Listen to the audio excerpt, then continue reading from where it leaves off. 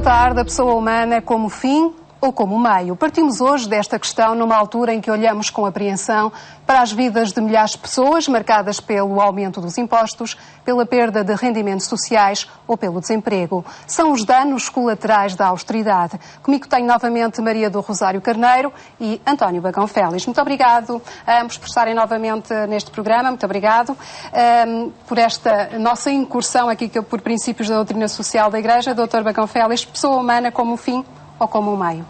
Indiscutivelmente como um fim, como sujeito à ação, não como instrumento, não como recurso, não como meio.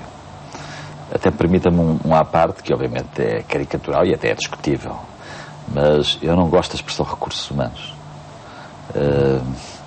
E muitas vezes faço o discurso gestionário, político, tecnocrático, os recursos informáticos, os recursos financeiros, os recursos humanos, como se fosse tudo a mesma... Não. As pessoas são o centro. São a parte integrante do projeto, dos projetos, seja qual for o projeto da família, o projeto da empresa, o projeto da sociedade, o projeto na procura do bem comum e na política. E hoje as políticas tendem a transformar... Aliás, deixe-me dizer o seguinte, é curioso, porque nós no fundo estamos no mundo, entre várias perspectivas, segundo 3 escalas. A escala mais minimalista, que é a escala de indivíduo, ou seja, de ser irrepetível, por isso é que somos indivíduos, mas uma mosca aqui no estúdio ou uma árvore lá fora também é um indivíduo, é um ser irrepetível. E não nos distinguimos biologicamente, mas não mais do que isso. Depois temos uma segunda característica, que é a característica de cidadão ou cidadã, ou seja, homens e mulheres da polis, da cidade, que temos direitos e temos deveres. Geralmente os direitos e deveres expressos na lei. Mas, sobretudo, que nós somos mais do que indivíduos e até mais do que cidadãos. Somos pessoas humanas.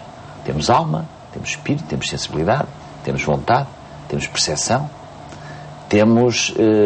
isto é, alguém disse, não é, a expressão não é minha, mas foi uma expressão que eu gostei muito de ler. O que distingue a pessoa humana do cidadão é aquilo que não cabe no bilhete de identidade. É aquelas coisas. Somos nós, com todas as nossas características, ou aquilo que transportamos.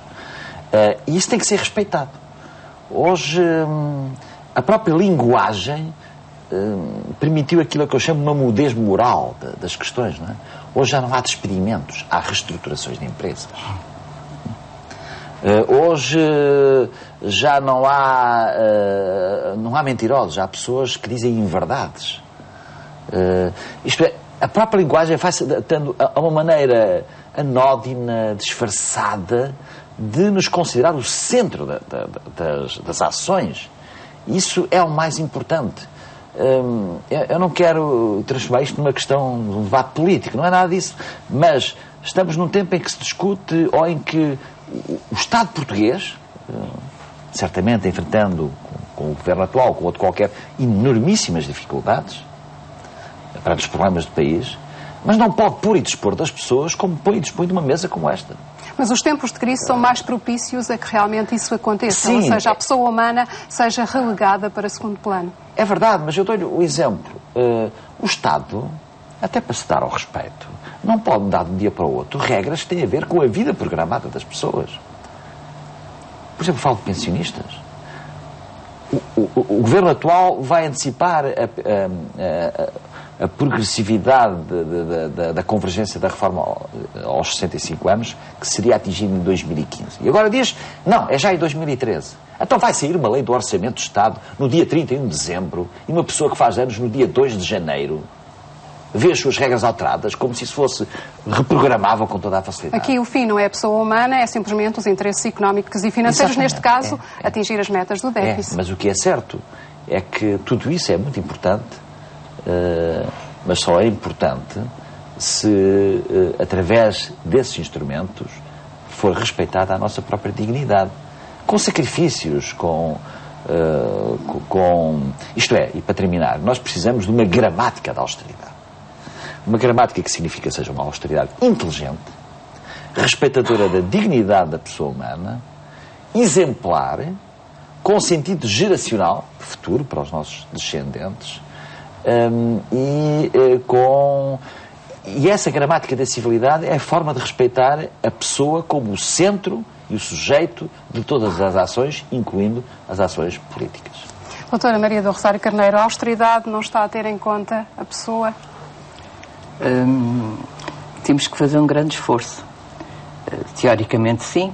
Teoricamente, quando falamos da redução do déficit, com certeza, que é para cumprir as exigências internacionais, nacionais, da sobrevivência de todo o edifício público. No entanto, é remoto, porque a forma, o modo como está a ser executado, não parece que as pessoas sejam o centro e o vértice da decisão humana. E é esse o princípio que tem que ser atido. Quando nós falamos, como acabou de ser citado pelo Dr. Bagão Félix, nesta alteração das regras da reforma, falamos numa quebra de confiança. E quando se quebra a confiança, para além de se estar a afetar o tema que foi o objeto do nosso debate na semana passada, do bem comum, está-se a romper com o capital fundamental da construção coletiva.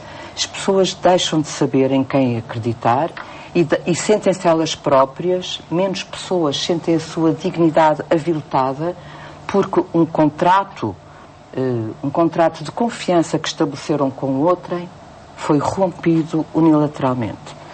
Em nome de um déficit que tem que ser alcançado, mas é curto, porque eu diria, continuando neste exercício que estamos aqui fazendo, de outras manifestações em como este cumprimento sistemático de um objetivo de natureza política, de política financeira, etc., não tem a pessoa no seu centro. Quando nós falamos dos cortes, o debate começou a ser muito polémico com a famigerada taxa social única, com o aumento das deduções para a segurança social, agora com a redução dos escalões e o aumento da taxa de IRS.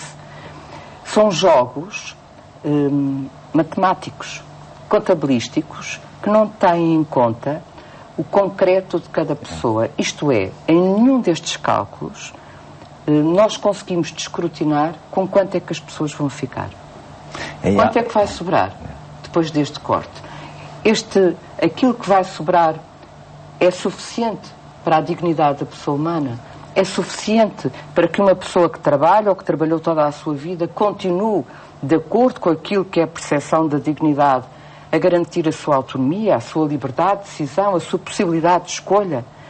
Isto está completamente ausente de toda esta reflexão e de todo este desenho de políticas. Já agora, se me permite, justamente no que acaba de dizer, a ideia como nós muitas vezes, as pessoas são vistas como meios e não como fins, revela-se muito nas estatísticas. Hoje há o primado das estatísticas, não é? É verdade. E sobre uma das estatísticas... As pessoas são números, o que é que as pessoas hoje discutem no desemprego? É a taxa de desemprego, se é 14,1 ou 15,4 ou 15,3. Sabendo nós que a taxa de desemprego para quem está desempregado é de 100%. Claro, é claro. E hoje discutimos aspectos macroestatísticos que têm que ser discutidos, que obviamente são importantes, mas não podem criar nevoeiro sobre a realidade e o drama das pessoas. Mas que consequências é que pode ter, por exemplo, essa quebra de confiança entre os cidadãos, neste caso as pessoas, e o Estado? No fundo, há um corte num contrato ético-político. Político e ético. Isso quebra há uma confiança. Violação clara da dignidade da pessoa. Da dignidade das pessoas. E depois como apelar a que todos participem no esforço que tem que ser coletivo. Claro. Como apelar a uma participação neste esforço coletivo a tal gramática da austeridade, não é? A austeridade precisa ser exemplar e precisa de ser... Ou seja, as pessoas...